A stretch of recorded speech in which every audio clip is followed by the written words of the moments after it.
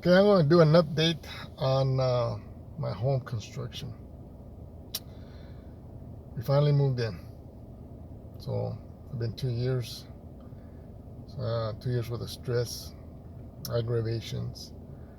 Building a home is not easy. I don't know. In Idaho, I built a home in Idaho. It was not as stressful. It took a year. Of course, that's been, I don't know, 15 years, 20 years. Now I'm in Florida. And I mean, I don't know if the process is different here, but all this started when the COVID was going on, and so there was a lot of lead time for a lot of materials. But my biggest issue has been with the contractors my builder works with. So I am a thermographer, and a lot of people don't know what that is. But I have a camera that can detect anomalies through the walls and ceilings. It has to do with temperature readings. So, anyways, I found some issues. Long story short, some contractors damaged intentionally my insulation, and these were the drywallers after the inspection was done, and then they covered it up. So because the inspection's done and it's been completed, it's been already verified by the county inspector or the building inspector, whoever's doing the inspection, it moves on to the next phase. It's been a learning process for me. Okay, so what I found out is that I walked in and there was some damage done. The contractors weren't there, so that was not. I had already taken digital pictures of every process of the work, so the installation was well done. So took out my camera, started inspecting my home, and there was damage and beer bottles and plastic bottles throughout the house. So they had to come back in here. And they weren't done with their work, so they had to get another crew in there. They weren't done with the work. They had to redo a lot of the work. The installation was compromised throughout the house. So that was the biggest hurdle. They had to go in there twice. So got through that. Finally moved in. Now, this past weekend, it's only been a few days we've been moved in there. My wife ran the dishwasher. Well, we had problems with the water heater.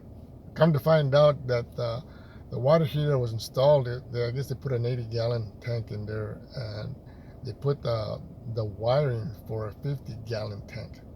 And it kept tripping the breaker. And I kept telling, I told the guy, hey, we ain't got no hot water. So he sent the plumber out there the next day. All he did was reset it, and I had already reset the breaker myself. And it tripped it again. It didn't trip it right away, but it took some time. I said, what the heck's going on?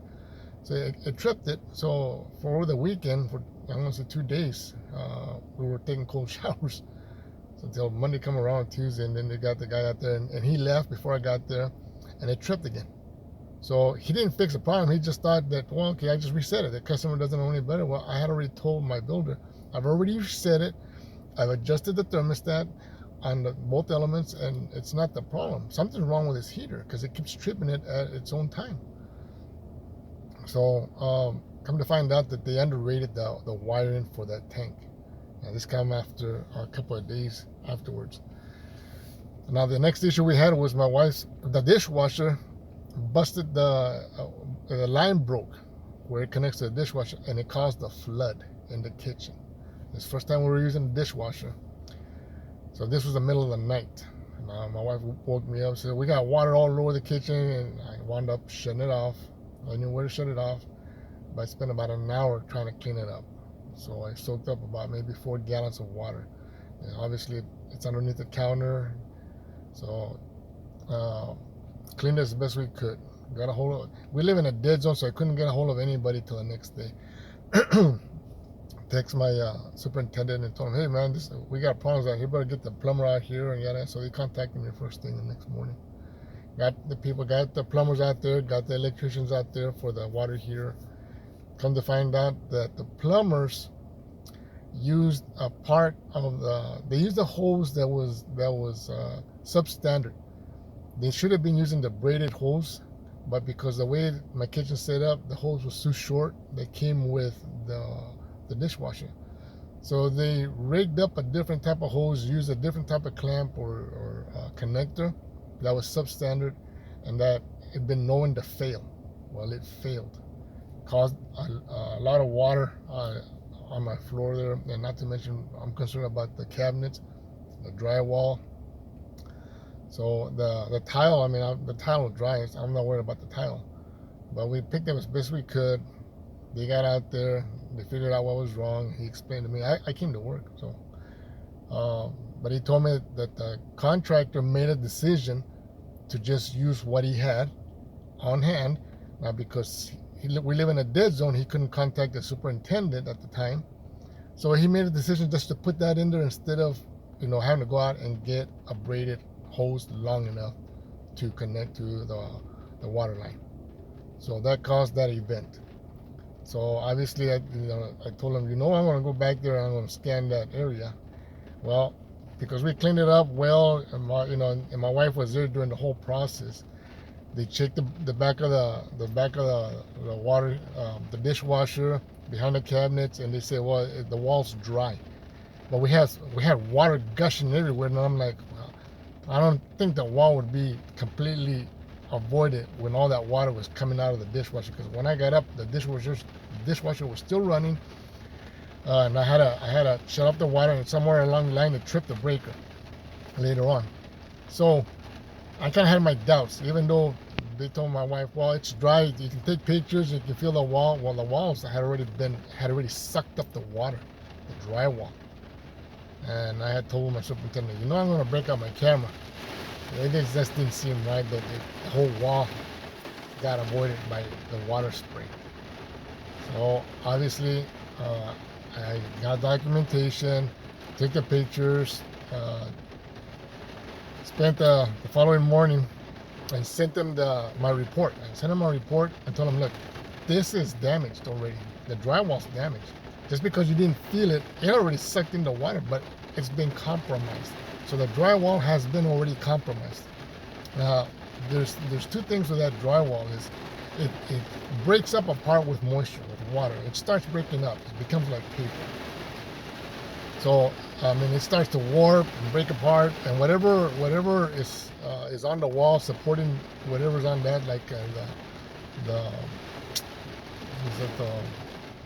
forgot the stuff going around the edge of the wall there, the boards there, but it eventually starts to break out where it can't support those little panels I'm talking about.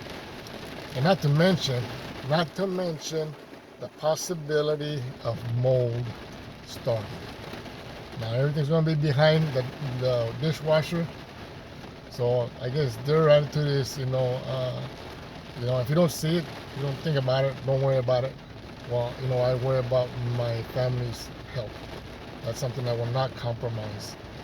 It's a brand new home, and all this happened because the plumber decided to act on his own and put a part that was substandard to what was supposed to be in there. So now they're debating whether they're going to fix it or not. And having been in there a week, it's only been a few days. So hopefully it's not going to turn legal, but try to get along with them. But this is something that is I'm not going to accept it as normal. So they got back with me and they said, well, let it dry. That's what they told me. Give it another 24 hours and then scan it. I said that doesn't work that way. It's going to dry. The water's going to dry, but the material, the drywall's been compromised.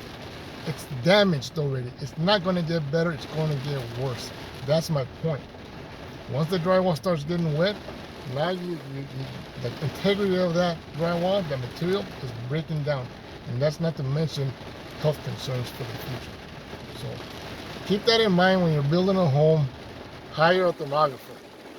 Nothing can get past that. If you get a good thermographer, the camera will not lie. You got a good thermographer in there, and that's documentation that you can use in court. So that's where I'm at. Anyways, hopefully you have better luck than I do.